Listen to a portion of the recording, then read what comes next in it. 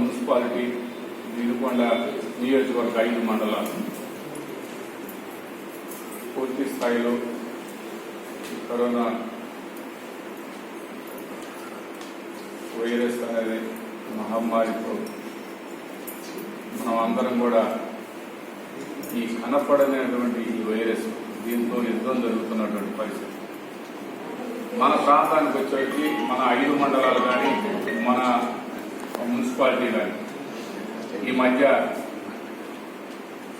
కేసులు రావడం, ఆ కేసుల్ని వెంటనే మరి దానికి సంబంధించినటువంటి లింకులు ఎక్కడెక్కడ ఎవరెవరు ఉన్నారు, ఏ ఇంట్లో వాళ్ళు ఏ ఇంటి దాకా వెళ్ళారు, ఇవన్నీ కూడా వారి అందరిని కూడా తీసుకొచ్చి క్వారంటైన్లో పెట్టడం జరిగింది. క్వారంటైన్లో పెట్టిన తర్వాత క్వారంటైన్లోంచి మనం శాంపిల్స్ తీసుకొని వాళ్ళని టెస్టింగ్ చేయడం కూడా జరిగింది. అదే టెస్టింగ్ ద్వారా టెస్టులు చేసిన ప్రతి ఒక్కరికి నెగిటివ్ వచ్చింది. మన అదృష్టం అది. కానీ మనందరం కూడా ఇంకా తెలియనటువంటి వ్యక్తులు ఉన్నారనేది ఒక ఆలోచన. అందులో భాగంగా పోలీస్ డిపార్ట్మెంట్ కానీ, ఇటు మున్సిపాలిటీ డిపార్ట్మెంట్ కానీ, ఇటు రెవెన్యూ డిపార్ట్మెంట్ కానీ, ఇటు అందరూ కూడా ఒక టీము అన్వేషణ జరుపుతూ ఉంది. మెడికల్ హెల్త్ డిపార్ట్మెంట్ కూడా దీన్ని పూర్తి స్థాయిలో ఎక్కడ ఏం జరుగుతుంది, ఎక్కడన్నా ఇంకా డెప్త్లో ఏమన్నా ఉందా, వాళ్ళకి లింకులు ఉన్నాయా అని కూడా మన టీము అన్వేషణ చేస్తున్నటువంటి పరిస్థితి. అందులో భాగంగా ఎక్కడ కూడా ఎవరిని వదిలిపెట్టే పని లేదు. అందరూ కూడా ఆ లింకులు ఉంటే వాళ్ళని కూడా తీసుకొని రావడం జరిగింది. మీరందరూ కూడా దయచేసి ఏ విషయంలో కూడా మీరు మొహమాట పడద్దు. మాస్కులను బట్టి కంపల్సరిగా ధరించాల్సిన అవసరం ఉంది. అదేవిధంగా డిస్టెన్స్ కూడా మెయింటైన్ చేయడం జరగాలి. లేని పక్షంలో మనల్ని మనం సేఫ్టీగా ఉండాలంటే మన సేఫ్టీయే కాదు, మనం సేఫ్టీగా అంటే మన కుటుంబ సభ్యులందరూ సేఫ్టీగా ఉంటారు. మన కుటుంబ సభ్యులతో పాటు మన చుట్టుపక్కల ఉన్న మన స్నేహితులు, మన సంబంధించినటువంటి వాళ్ళందరూ బాగుంటారు. దీన్ని అందరూ అర్థం చేసుకొని దీన్ని పూర్తి స్థాయిలో ఈ వైరస్ పట్ల ఒక అవగాహనతో ఉండాలని మనస్ఫూర్తిగా కోరుకుంటూ, వినుకొండ పట్టణానికి సంబంధించి ఇవాళ ఉన్నటువంటి కొంత ఆంక్షలు ఏర్పాటు చేయడం జరిగింది. వాటిల్లో ఆ ఆంక్షలు పాటించినటువంటి వాళ్ళకి పూర్తి స్థాయిలో మళ్ళా కూడా డిపార్ట్మెంట్ తరఫు నుంచి వాళ్ళ మీద చట్టపరంగా కొన్ని నిర్ణయాలు తీసుకుంటారు. దానికి మనం ఎక్కడ కూడా అంత దూరం రాకుండా ఇవన్నీ కూడా షాపు యాజమాన్యం కంపల్సరిగా షాపుకు వచ్చినటువంటి వాళ్ళని డిస్టెన్స్ మెయింటైన్ చేస్తూ వాళ్ళకి శానిటైజర్ ఏర్పాటు చేస్తూ, అదేవిధంగా మీరు కూడా గ్లౌజెస్ వేసుకొని ఎక్కడ కూడా మీరు గ్లౌజెస్ లేకుండా ఏ విధమైనటువంటి వస్తువులు మీ షాప్కి వచ్చినటువంటి వాళ్ళకి ఇవ్వడానికి లేదు. ఇవన్నీ కూడా దృష్టిలో పెట్టుకొని చాలా కేర్ఫుల్ గా ఉండాలని ఈ సందర్భంగా తెలియపరుచుకుంటూ అందరూ సహకరించాలని మరొకసారి వినుకొండ నియోజకవర్గ ప్రజలందరూ కూడా చేతులు జోడించి నమస్కారాలు తెలియపరచడం జరుగుతూ ఉంది. మీరందరూ సహకరించండి. మన వైరస్ నుంచి అందరినీ మనల్ని మనం కాపాడుకునే దానికి అందరూ కూడా మరొకసారి సహకరించాలని ఈ సందర్భంగా రాజధాని అమరావతిని పూర్తి స్థాయిలో అభివృద్ధి జరపాలనే కార్యక్రమంలో భాగంగా చంద్రబాబు నాయుడు గారు నేనున్నానని ఆయన చెప్తుంది. కానీ చంద్రబాబు నాయుడు గారు 5 సంవత్సరాల పాలనలో ఆయన రాజధానిని ఏదో ఎక్కడ కూడా పర్మనెంట్ గా ఒక్క బిల్డింగ్ కూడా నిర్మాణం చేయకుండా అన్ని కూడా తాత్కాలికమైనటువంటి బిల్డింగులు నిర్మాణం చేయడం జరిగింది. కట్టిన 2-3 బిల్డింగుల్లో కూడా అసెంబ్లీ తాత్కాలిక అనడు, సెక్రటరియట్ తాత్కాలిక అనడు, మరి మరి పర్మనెంట్ అనేది ఎక్కడ కూడా ఒక్క బిల్డింగ్ కూడా లేదు. అయితే ఈరోజు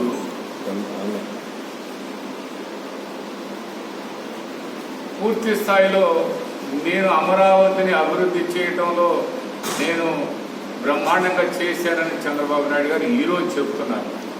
మీరు ఎలాంటి అభివృద్ధి చేశారు, ఏమి అభివృద్ధి చేశారని అడిగితే దానికి టెంపరవరీ అసెంబ్లీ, టెంపరవరీగా సెక్రటరియట్, కోర్టు కూడా టెంపరవరీగానే చెప్పాడు.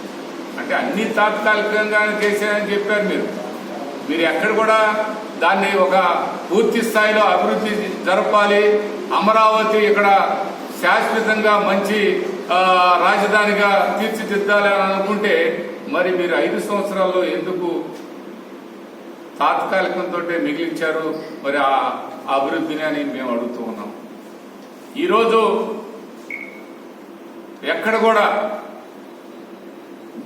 ఈనాటి ముఖ్యమంత్రి గారు గౌరవనీయులు జగన్మోహన్ రెడ్డి గారు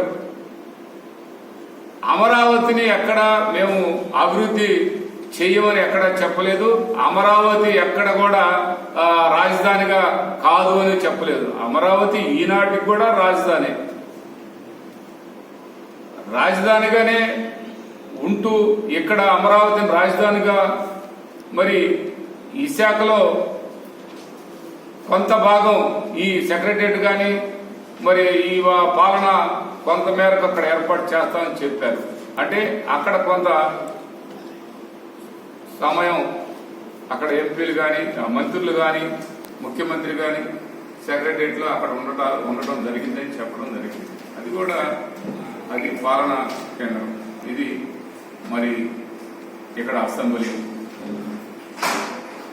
న్యాయ విభాగం కర్నూలు అని చెప్పడం జరిగింది. వీటన్నిటికి కూడా చంద్రబాబు నాయుడు గారు చెప్పినట్టుగా అభివృద్ధి కావాలంటే మరి లక్షల కోట్లు అవసరం ఉంది. ఇవాళ ఉన్న పరిస్థితి చూస్తే లక్షల కోట్లు కాదు కదా, వేల కోట్లు కూడా ఇక్కడ ఏమి లేదు.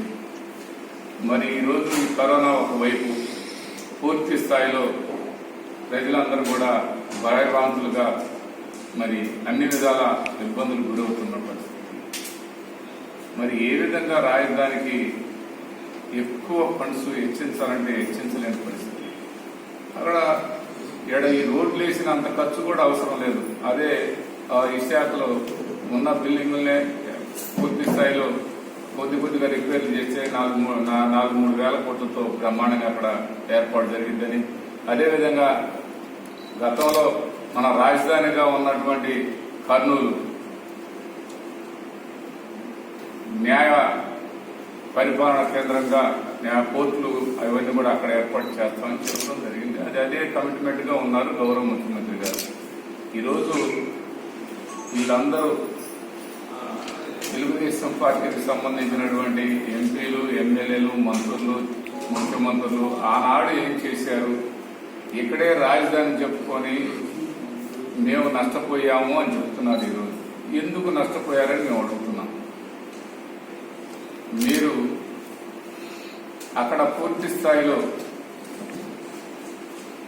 మీరు స్థలాలు ఏర్పాటు చేసుకుని రియల్ ఎస్టేట్ చేసుకునే దానికోసం అక్కడ ముందుగానే మొత్తం మీరు ఏర్పాటు చేసుకోవడం జరిగింది. అక్కడే రాజధాని వస్తుంది, మీ అందరికీ తెలుసు కాబట్టి. మరి అదేవిధంగా ఇవాళ మీకు అంత నష్టపడాల్సిన అవసరం ఎందుకు వచ్చింది అని అంటే మీరు చేసుకున్నటువంటి మీ రియల్ ఎస్టేట్ వ్యాపారం కోసం రాష్ట్ర ప్రజలందరికీ అన్ని విధాల అన్ని వసతులు ఏర్పాటు చేయాలంటే అందరికీ అందుబాటులో ఉండాలి. అటు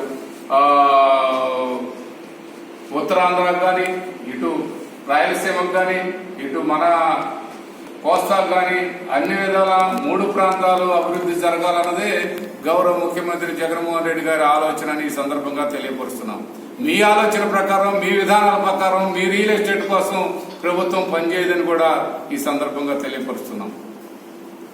ప్రభుత్వ పరంగా ప్రభుత్వ విధానాలు గౌరవ ముఖ్యమంత్రి గారు ఈ రోజు ఏదో చెప్తున్నారు, కృష్ణా గుంటూరుకి అన్యాయం జరుగుతుందని. ఎక్కడ కృష్ణా గుంటూరుకి అన్యాయం జరగదు. కృష్ణా గుంటూరుకి బ్రహ్మాండంగా అభివృద్ధి జరిగింది. కృష్ణా గుంటూరుకి ఏ ఒక్కరికి ఎక్కడ కూడా ఏ ఒక్క వ్యక్తి కూడా నష్టం జరగదని ఈ సందర్భంగా తెలియపరుస్తున్నాం. ఎందుకంటే ఈరోజు వైఎస్ఆర్ కాంగ్రెస్ పార్టీ అధికారంలోకి వచ్చిన తర్వాత గౌరవ ముఖ్యమంత్రి జగన్మోహన్ రెడ్డి ఫలాలు అందించడం జరిగింది. అంతెందుకు ఈరోజు ప్రతి ఒక్కరూ చాలా బ్రహ్మాండంగా ఇవాళ ఇళ్ల స్థలాల దగ్గర నుంచి గౌరవ ముఖ్యమంత్రి గారు రైతు భరోసా నుంచి అన్ని విధాల సచివాలయాలు మన గ్రామాల్లోనే ఏర్పాటు చేయడం జరిగింది. రాజధాని సచివాలయం అంటే ఇవాళ విశాఖపట్నంలో సచివాలయం నిర్మాణం జరిగిద్దని చెప్తున్నారు. ఓకే, మనం విశాఖపట్నానికి వెళ్లాల్సినంత అవసరం మనకు లేదు. మన పంచాయతీలోనే మనకి సచివాలయం నిర్మాణం జరుగుతూ ఉంది. ప్రతి ఒక్కరికి ఆల్ డిపార్ట్మెంట్స్ మన ఊర్లోనే, మన పంచాయతీ పరిధిలోనే మన అవసరాలను కూడా తీరడం జరిగింది. ఎవరయ్యా విశాఖపట్నం సచివాలయానికి వెళ్ళేదంటే ఎవరో కాంట్రాక్టర్స్,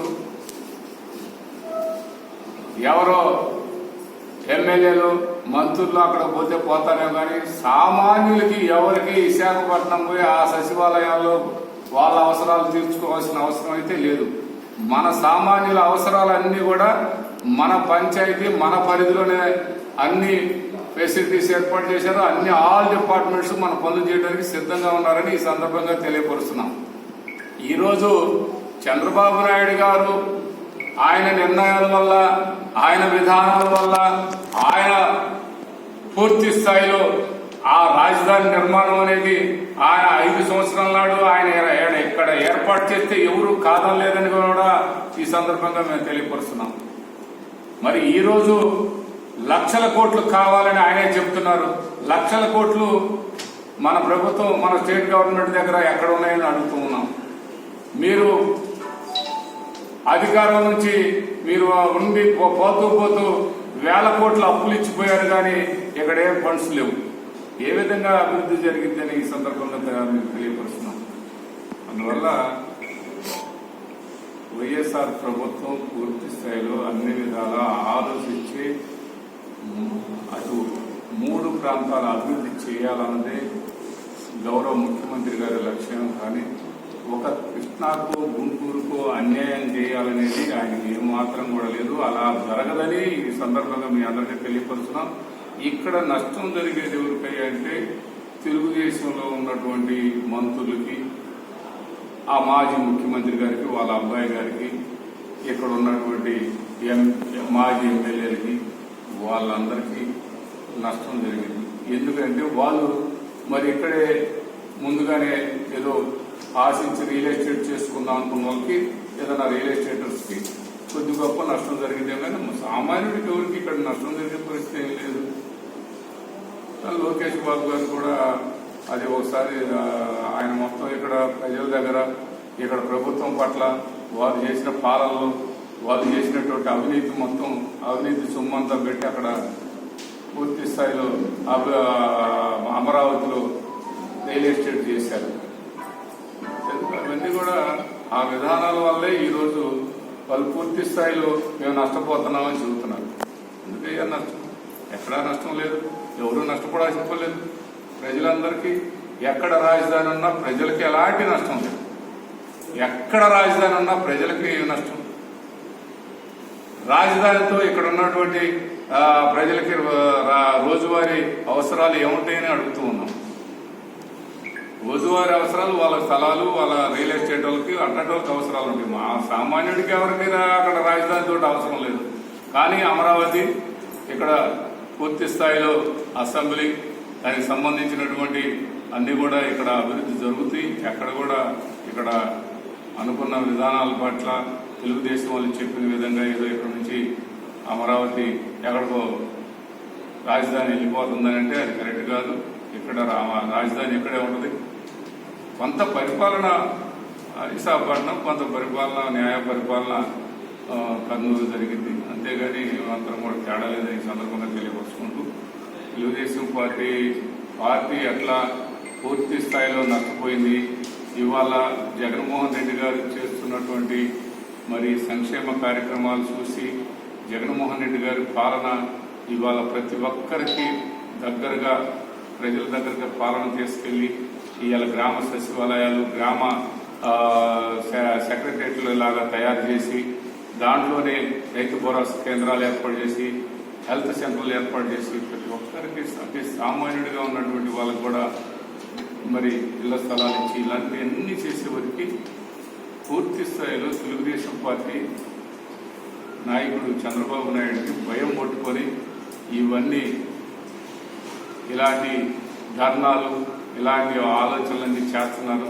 ఇది మంచి పద్ధతి కాదు. ఒకవైపు కరోనాతో ఇబ్బందులకు గురవుతున్నటువంటి పరిస్థితుల్లో మరోవైపు మీరు ధర్నాలు మీరు ఎలాంటి చేయడం అనేది ఎంత మాత్రం ఇది సబబు కాదని సందర్భంగా తెలియపరుచుకుంటూ మరి మా వినుకొండ ఒకటే చెప్తున్నాం.